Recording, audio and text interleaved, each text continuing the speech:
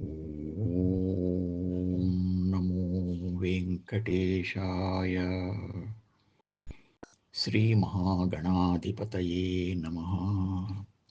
శ్రీరామకృష్ణగురవే నమః. కాయికపూజకుదగు పీఠాయిత భూభాగము గగనాచ్ఛాదనమున్ శ్రీయుతమగు నీ పల్లకి మోయంగల భాగ్యమిమ్ము మోహన రూపా.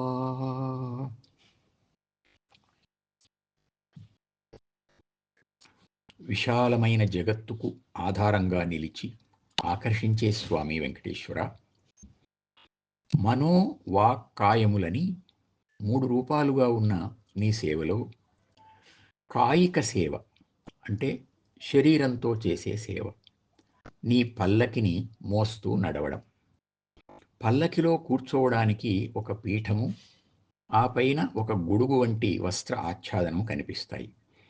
కానీ నిజానికి ఈ భూమండలమంతా నీ పీఠమే, విశాలమైన ఆకాశమే ఆచ్ఛాదనం.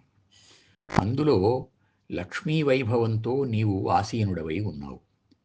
అటువంటి పల్లకిని ఒకవైపు భుజం మీద ధరించి నడిచి శారీరకమైన సేవను నీకు సమర్పించే అదృష్టాన్ని కలిగించు స్వామి అని ప్రార్థిస్తున్నాం. సాధారణంగా మన ఇళ్లలో చేసే పూజలో మంత్రం ఏదైనా చెప్పడమో శ్లోకాలు ఏవైనా చదవడమో జరుగుతూ ఉంటుంది.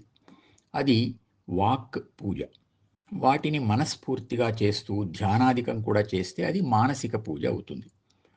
ఈ విధంగా వాంగ్మానస పూజలు జరుగుతూ ఉంటాయి. కరచరణాది కర్మేంద్రియాలు, కన్ను చెవి మొదలైన జ్ఞానేంద్రియాలు కూడా మనం ఉపయోగిస్తూ కొంతవరకు శారీరకమైన కాయిక పూజ కూడా జరుగుతూ ఉంటుంది.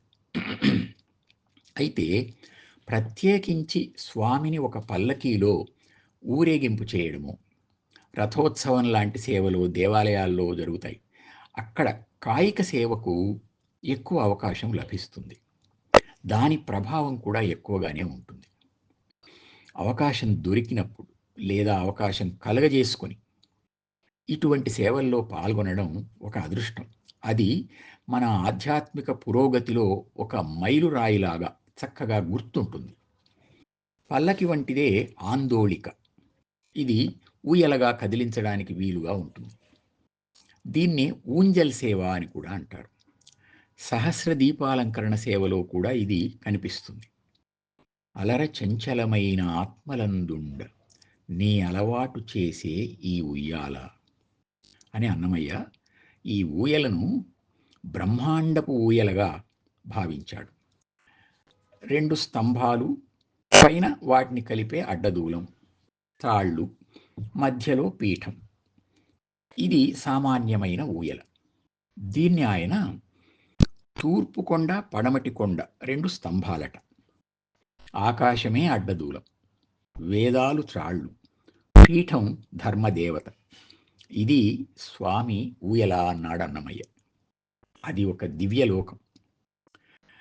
ఊయల కదులుతూ ఉన్నప్పుడు స్వామి ఇటు అటు తిరుగుతూ ఉన్నట్లు ఆ ముఖ కవళికలలో మార్పు వస్తుంది. స్వామి రూపం మనస్సుకు హత్తుకుంటుంది.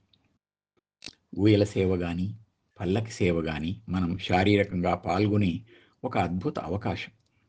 దాన్ని అనుగ్రహించు స్వామి అని ప్రార్థిద్దాం.